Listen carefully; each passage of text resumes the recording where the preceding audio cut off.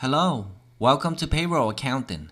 Payroll accounting is essentially the calculation, management, recording, and analysis of employees' compensation.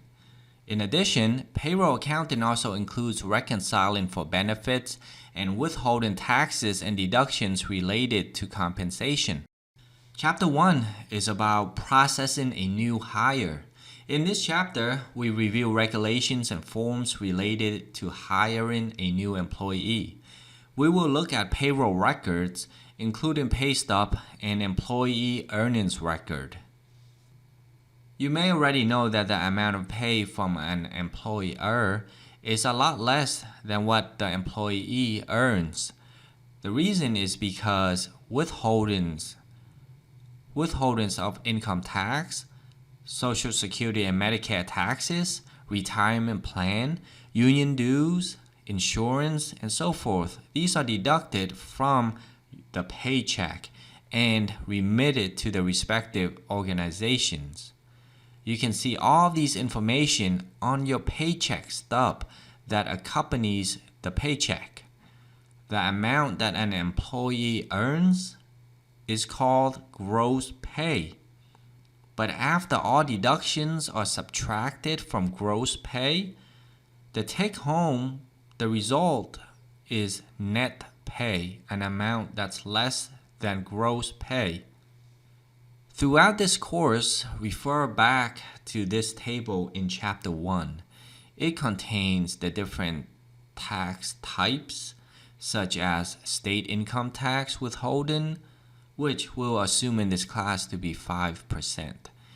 Social Security tax is 6.2%, Medicare tax 1.45%, federal unemployment and SUTA tax rates and thresholds. Bookmark this page and refer back to it when needed. A very important concept in this chapter is the Fair Labor Standards Act. It establishes many provisions. The three main ones we need to know for this course is the federal minimum wage, the overtime rate, and the child labor protection. The federal minimum wage, get this, it's 25 cents during the time of the Great Depression. And this law, Fair Labor Standards Act, was established in 1938. Does anyone know what the federal minimum wage rate is currently? It's $7.25. Does anyone know the state of Georgia minimum wage rate is? $5.15. Which rate then would take precedence, and why? The higher rate will prevail.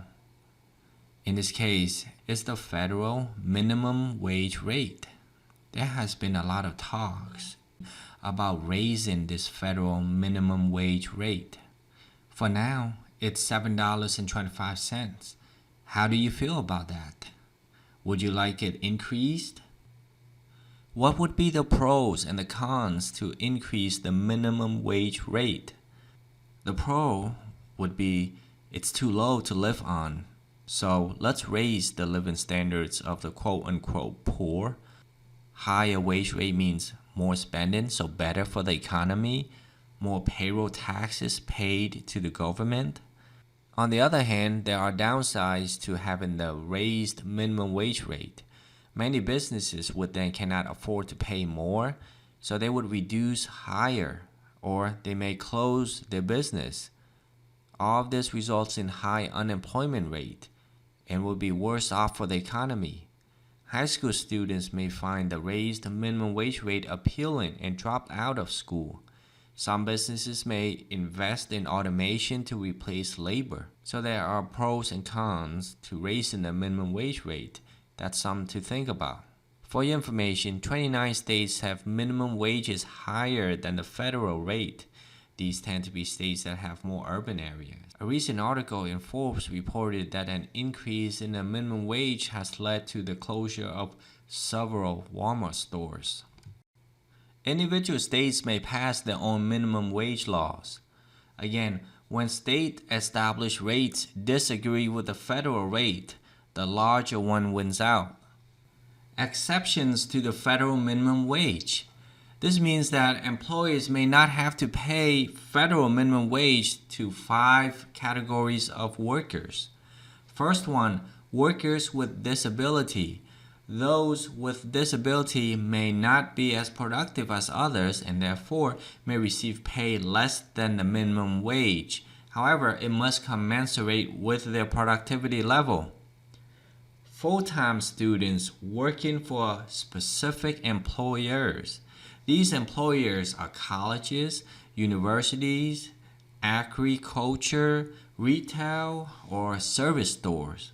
And they could be paid 85% of the minimum wage. And also, they are limited to a max of 8 hours a day, 20 hours a week. Third category, young workers under 20 years old. Could be paid less than the minimum in the first 90 days of work. They could be paid $4.25, but it must revert to the minimum wage after 90 days or when the employee turns 20 years old. Fourth category, tipped employees. These are workers in the restaurant and hospitality business. They may be paid less than the federal minimum wage, as low as $2.13. However, they must retain all of the tips, and their pay plus the tips combined must be at least the federal minimum wage. Otherwise, employers must make up for the difference. Fifth category, student learners enrolled in a vocational school. They could be paid less than the minimum wage, 75% of the minimum wage, and employers must obtain a certificate that authorizes them to pay below the minimum wage rate. Who must pay the minimum wage? Meaning, what kind of employers must pay the minimum wage rate? Well, large businesses. These are ones that are more than $500,000 in revenue. Government agencies, hospitals and schools, businesses that engage in interstate commerce. So, what does interstate commerce mean? It means doing businesses between states. Do you know of any organizations that do not do businesses between states? Right? Virtually all businesses engage in interstate commerce. Would you all agree with that? Therefore, virtually all businesses and employers is subject to the minimum wage. Calculating overtime wages. First, what is the definition of overtime? It means that any hours exceeding 40 hours per work week are considered overtime hours and so must be paid at times and a half or 1.5. Working holidays, weekends, midnight shifts do not mean that it is overtime unless the hours worked is beyond 40 hours in a work week. Is working 12 hours a day considered overtime? No. What is a work week? It means 7 consecutive period must begin and end consistently each week. Now we get into the third provision of the Fair Labor Standards Act, which is child labor protection. It protects children from abuse. Children under 14 cannot be employed, and I use the term loosely because they can work.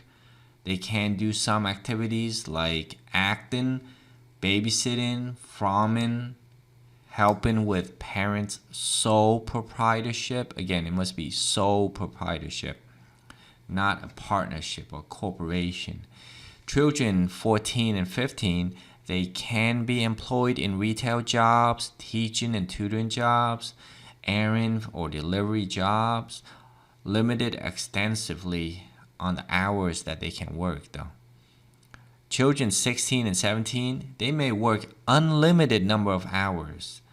However, no children may work in any job that's dangerous, toxic, hazardous, such as roofing, chemical, cleaning window of a high-rise, explosive factory, mining, and so forth. Circular E. Anyone that wants to know about payroll could access Publication 15, also known as Circular E, and it's 48 pages. If you know Circular E, you pretty much know payroll. Let's take a quick look. Here it is. Again, 48 pages of information. It tells you everything about employer identification number, family employees, federal unemployment tax, depositing taxes, Form 941, 944, how to get tax help, and so forth. In this chapter, there are several forms that you need to know. One of them is SS4, and this form is needed by employers if they report employment taxes or provide tax statements to employees. Then they will fill out this form and obtain an EIN, which is Employer Identification Number. It's a unique identification number similar to an individual's social security number. However, this is for business. A way to remember what this form is used for is to think of SS for Social Security. Now, I do not know what SS stands for, but think of it as Social Security to identify the individual. Here, Form SS4 is to identify the business. When hiring a new employee, employers must follow the Fair Labor Standards Act.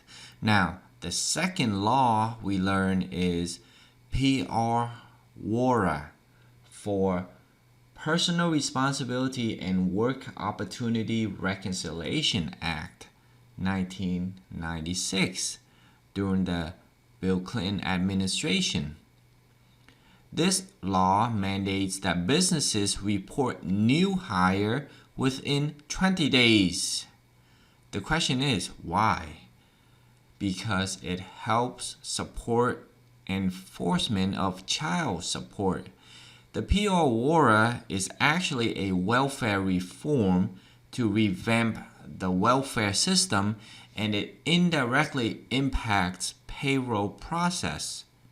When the state receives information about a newly hired, it matches the record against the child support system to locate the parent that are working and needs to pay child support.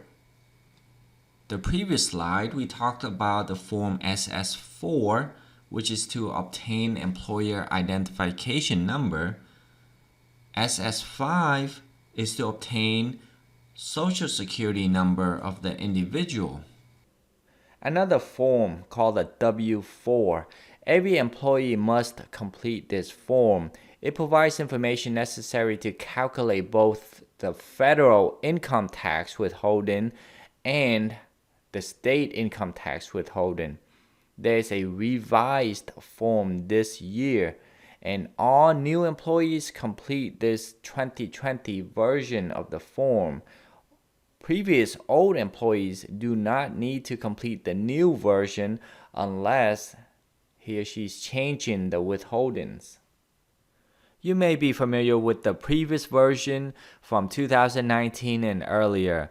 Within the W-4, there's a personal allowances worksheet that you would fill out and determine the number of allowances to claim. By claiming a higher number, it will result in a higher tax withholding for each pay period.